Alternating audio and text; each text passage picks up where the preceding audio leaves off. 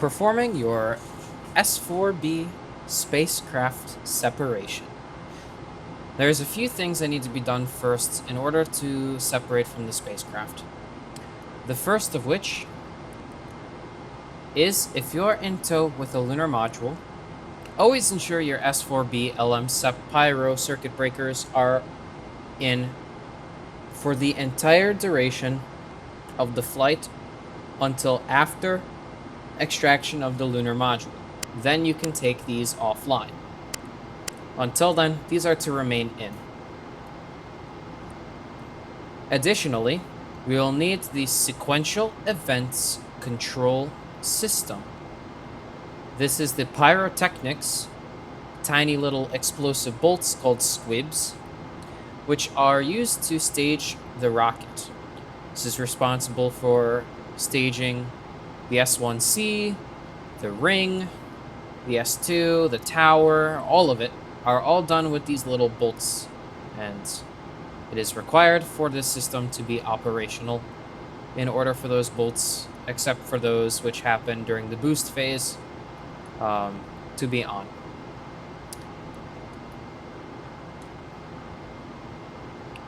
So we'll go now down to the SECS logic arm. So yeah, the tower jet requires this to be on, and aborting does, but the staging of the rocket is done with squibs controlled by the inertial or the instruments unit.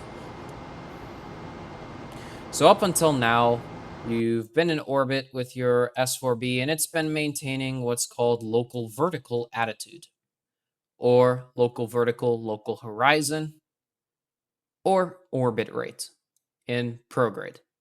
So the spacecraft will constantly maintain the same orientation and around Apollo the Earth. 7 Houston, you should be wrapping up your S4B takeover demonstration test about now.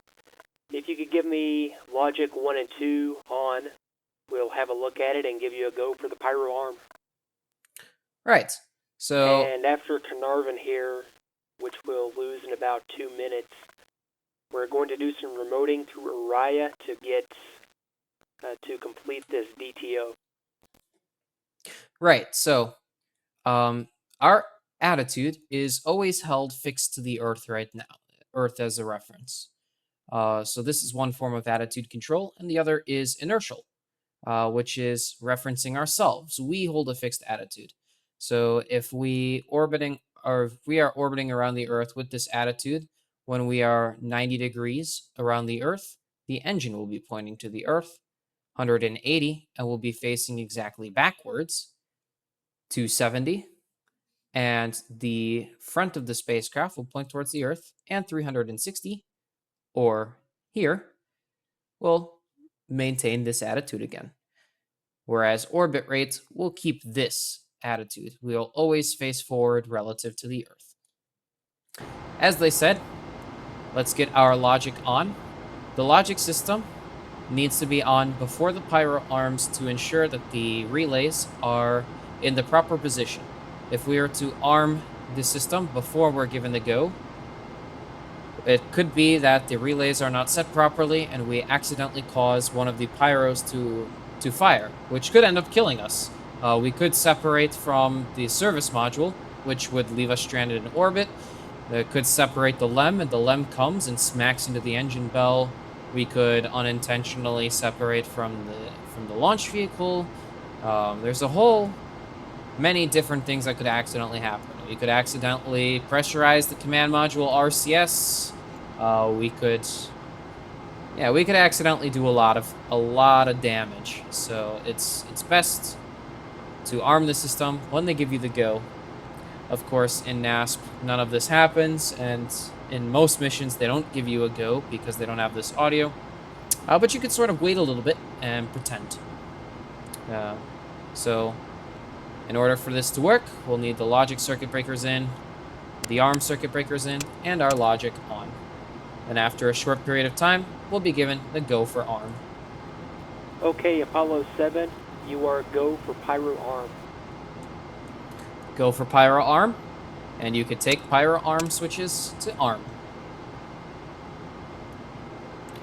Now we'll drift along until our separation. And you'll notice that we stop holding this fixed attitude with the Earth, and we... And Apollo 7 Houston through Orion. Orion 2 has us for about 10 minutes here, and then we'll pick up Orion 3 for about another 10 minutes. And we hold our own inertial attitude. So you'll see this transition very shortly.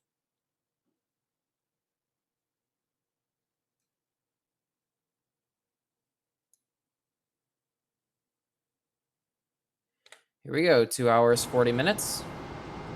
Preparations that need to happen. We need to ensure our COAS is on so that we can target. And we need to ensure that we have the digital autopilot set up so that we control the CSM.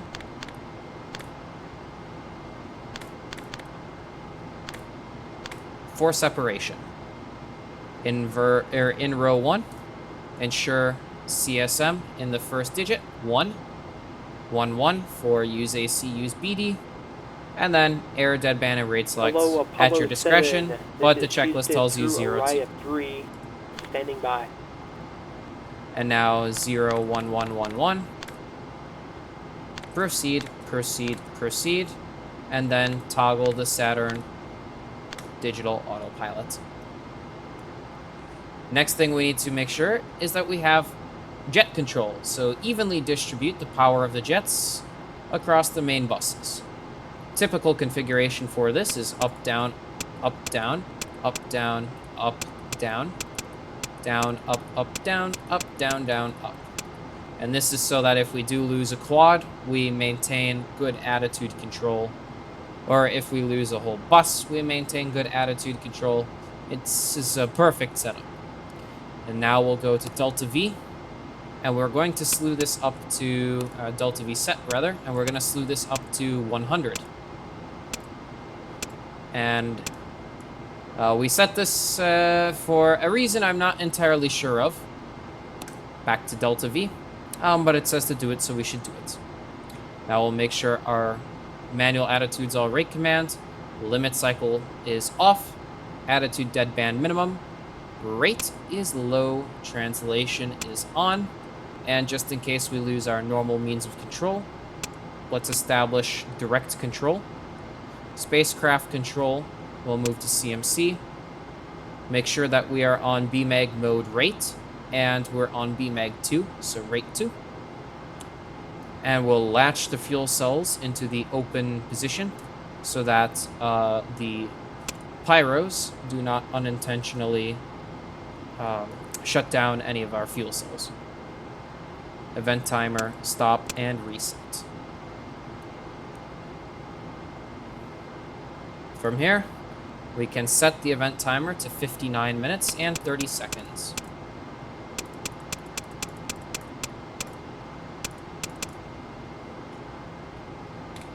Moving forward a couple moments, and we can see there's that attitude is no longer relative to the Earth. It's now relative to ourselves.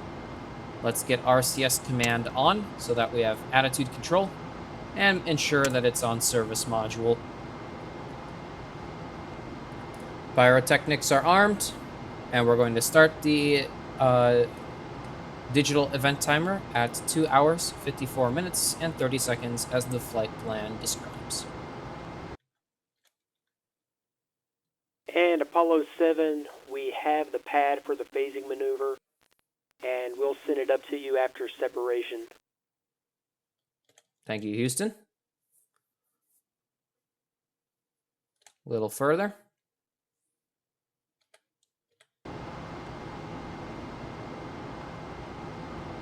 Apollo 7 Houston through Hawaii, minus 1 minute until SEP. All right. 1 minute until SEP.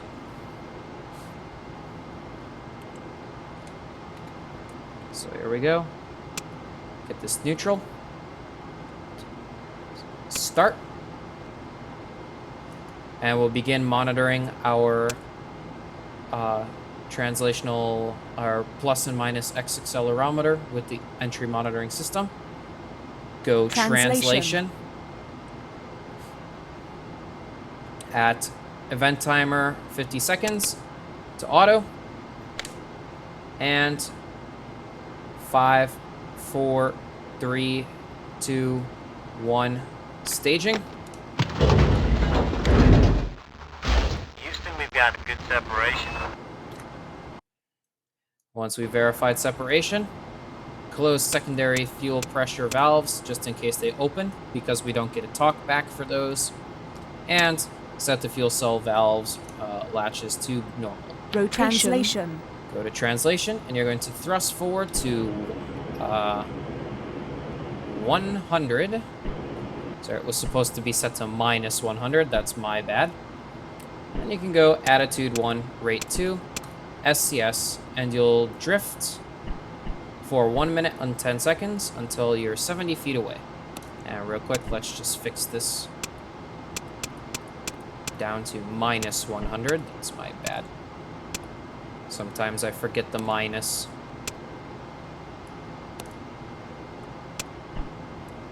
So bring it up to 101. There we go.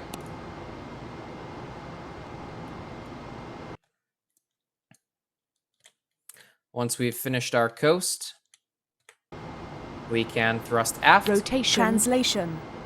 Until minus 10 or minus 100.5. There we go. Slows down our rate at which we are moving away. And now go to rotation. Rotation. That's very important. We don't have P47 up, so our state vector will be bad if we do any translating right now. Excel command. And pitch up at 5 degrees per second.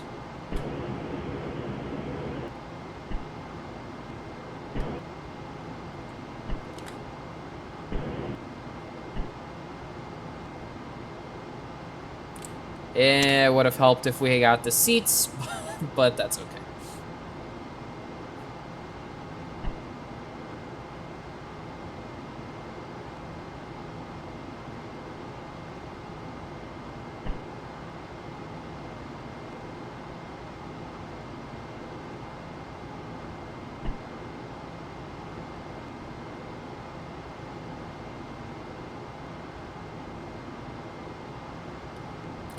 Here we have acquisition of the vehicle.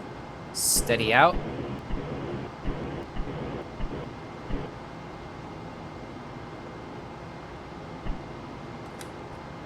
And go rate command. And back to rate 2. Now we must roll left 60 degrees at 2 degrees per second. So roll left.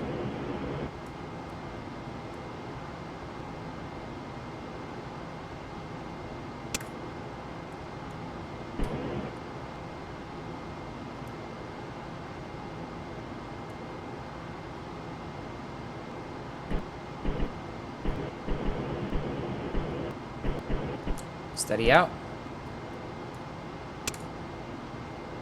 And spacecraft control to CMC. Now we're translation, and we thrust forward. Or sorry, yes, thrust forward to 101. And we are now station keeping. From here, you can grab the lunar module by simply lining up this target with the COAS reticle and coming in pretty slowly. There are a couple of post-separation items that you'll do once you're separated with the spacecraft, and that is these would be followed after you are done with your docking. So that would be safing the pyrotechnics, safing the logic, opening the pyro arm, and after you pull the lunar module out, you would pull these circuit breakers as well.